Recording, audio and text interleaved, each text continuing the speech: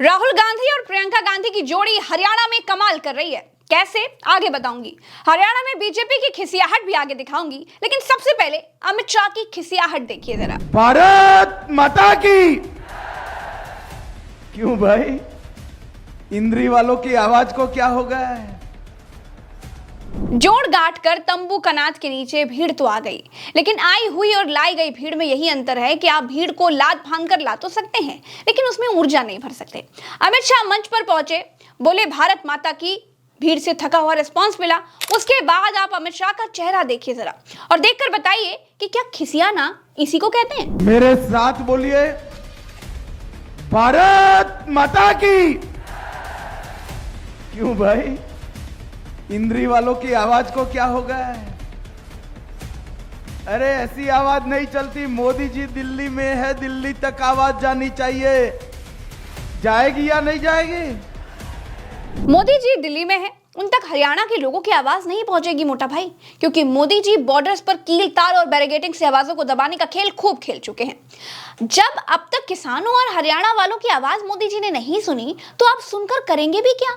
ये किसान भारत माता की जय तो बोल रहे हैं, लेकिन भारत माता की जय की आड़ में आपकी जय हो जाएगी, ये बहुत मुश्किल है। दोस्तों, ये दृश्य भी हरियाणा का ही है। देखिए जरा, हरियाणा वो राज्य है जो पंजाब से पहले पड़ता है। हाँ, वही पंजाब जहां से मोदी जी मारे डर के जान बचाकर वापस लौट आए थे। जी, पंजाब के पड़ोसी जरा हरियाणा को देखिए, कैसे एक किसान हाथ में लाठी लेकर राहुल गांधी की गाड़ी को सुरक्षा देता हुआ आगे चल रहा है।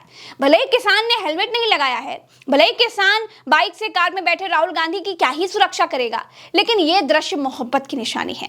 इस दृश्य में ना प्रेम छिपा है, प्रेम। जहां से नेता जान बचाकर लौटने की बात करते हैं, उस किसान बेल्ट में किसान किसी को ऐसे सम्मान दे रहा है, वो तो दिखाना बनता है। भाजपा जा रही है, कांग्रेस आ रही है, आपका सम्मान आ रहा है। आप मेरे साथ एक बार कहिए, भाजपा जा रही है, कांग्रेस आ रही है। डटकर वोट दीजिए। कांग्रेस के जितने भी नेता हैं, ये आपके लिए समर्पित हैं। दोस्तों, हरियाणा में राहुल गांधी ने चुनाव प्रचार थमने से ठीक पहले लोगों को 100 गज का प्लॉट और लोगों को खाते में 1 लाख रुपए देने की घोषणा करके तहलका मचा दिया है। देखिए, राहुल गांधी ने और कांग्रेस पार्टी का जो घोषणा पत्र है, वो पूरा पैकेज है जी। 100 गज का प्लॉट, 1 लाख रुपए, महिला पेंशन, वृद्धावस्था पेंशन, 300 यूनिट बिजली फ्री और बाकी और जो 2 लाख पक्की नौकरी का वादा उस हरियाणा में जहां बेरोजगारी चरम पर है। किसानों को एमएसपी का वादा, जिससे मुकर गई नरेंद्र मोदी की सरकार। क्या एमएसपी पर वादा कर सकती है बीजेपी? नहीं कर सकती। महिलाओं के सम्मान पर क्या वो वादा कर सकती है? लोग भरोसा करेंगे? नहीं करेंगे। जो पूरा पैकेज है, और राहुल गांधी, सबसे अच्छी बात है प्रज्ञा जी कि राहुल गांधी समझा ले रहे हैं। राहुल गांधी पहले भी इतने ही संकल्पबद्ध थे, लेकिन तब कमी क्या थी कि आप समझा नहीं पाते थे। अब वो ये कह रहे हैं, जब ये सवाल उठता है कि पैसा आएगा कहां से, उन्होंने कहा कि अंबानी और अडानी के खाते में जो तूफान की तरह पैसा डाला जा रहा है, जहां सुनामी जा रही है, आपके पॉकेट से पैसा जा रहा है। ये पैकेट पैसा जा कहां से रहा है? टैक्स पेयर का पैसा है, किसानों की मेहनत है। तो ये जो पैसा जो पूंजीपतियों को दिया जा रहा है, और पिछले दिनों 50 लाख करोड़ रुपया जो माफ किया गया है पूंजीपतियों का, उन्होंने कहा कि वही पैसा हम आपके खाते में डालेंगे। तो इस पर भरोसा लोग कर पा रहे हैं, क्योंकि मोदी जी ने जब ये कहा था 15 लाख आएंगे, और अमित शाह ने कह दिया जुमला है। इसका मतलब है कि जितने वादे किए जा रहे हैं वो सब जुमला है। लेकिन कांग्रेस ये कह रही कि हम कहां से ला करके आपको देंगे, कैसे करेंगे। ये जो वादा है ये विश्वसनीय है, और इसलिए मुझे लगता है कि इसका बड़ा फायदा होने जा रहा है। और सबसे बड़ी बात है, कह कौन रहा है? एक नेता की विश्वसनीयता होती है। राहुल गांधी पिछले 2 साल के भीतर इस देश के सबसे विश्वसनीय चेहरा बने। राहुल गांधी की एक संघर्ष करने की छवि है, राहुल गांधी की एक बहुत पढ़े लिखे प्रबुद्ध नेता की छवि है। लेकिन मुझे लगता है कि जो सबसे ज्यादा मायने रखती है छवि राहुल गांधी की, वो है एक विश्वसनीय नेता की। कि राहुल गांधी ने जो कहा वो सच हुआ। राहुल गांधी ने कभी झूठ नहीं बोला, कभी जुमला नहीं फेंका। तो ये जो विश्वास है वो लोगों के ज्यादा काम का है, और वही कांग्रेस पार्टी को ज्यादा पावरफुल बना रहा है हरियाणा। बीजेपी पहले से हरियाणा में संघर्ष कर रही थी, लेकिन राहुल गांधी की इस घोषणा ने हरियाणा की राजनीति की बाजी बिल्कुल पलट दी है। 1 लाख रुपया हिंदुस्तान की गरीब महिलाओं के बैंक में जाएगा, आपको अच्छा लगे ना लगे। 100 गज के प्लॉट 3.5 लाख रुपए 2 बेडरूम के मकान के लिए गरीब लोगों के लिए हम देने जा रहे हैं। दोस्तों, कांग्रेस के दांव पेचों से तिलमिलाई हुई बीजेपी का हाल यह है कि फिल्म के विलेन की तरह अपने ही खेमे के नेताओं को निकालकर अब बाहर कर रही है। बीजेपी अनुशासनहीनता के आरोप में अपने 8 नेताओं को सस्पेंड कर चुकी है। याद करिए वो दौर जब चुनावों के समय बीजेपी में शामिल होने के लिए नेताओं की लाइन लगी रहती थी, लेकिन आज की तारीख में जिन बीजेपी नेताओं को बीजेपी ने टिकट नहीं दिए वो बीजेपी के खिलाफ चुनाव लड़ रहे हैं। हरियाणा में बीजेपी को समझ में ही नहीं आ रहा है कि वो कांग्रेस से लड़े, क्षेत्रीय विपक्षी दलों से लड़े या फिर अपनी ही पार्टी के नेताओं से लड़े जो कि बागी हो गए हैं, उनसे लड़ाई करें। हमारे कुछ प्रत्याशी इधर उधर निर्दल खड़े रहे हैं, उनकी चिंता मत करो, चुनाव के बाद हम ले लेंगे। वोट तो देना है, कमल के निशान पर वोट देना है।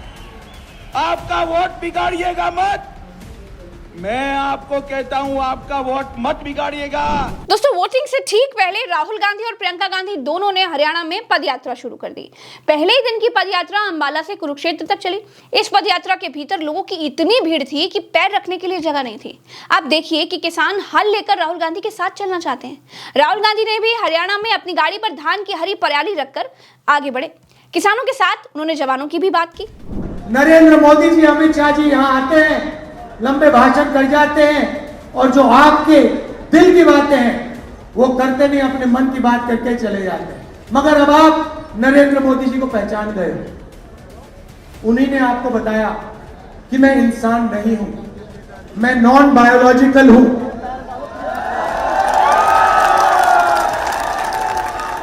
मैं नॉन बायोलॉजिकल हूं, आप लोग इंसान हो, हिंदुस्तान के नागरिक इंसान हैं, मैं इंसान नहीं हूं। मेरा तो नरेंद्र मोदी का सीधा डायरेक्ट भगवान से कनेक्शन है। ऊपर से वो कहते हैं, मुझे ऑर्डर देते हैं, मैं करता हूं।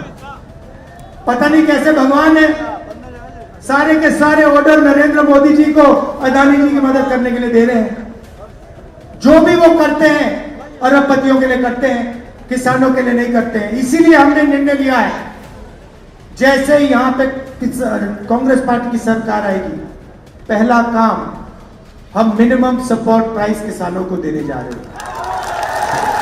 महिला के हर बैंक अकाउंट में, महीने के हर गरीब महिला के बैंक अकाउंट में महीने के 2000 रुपए हम डालने जा रहे हैं।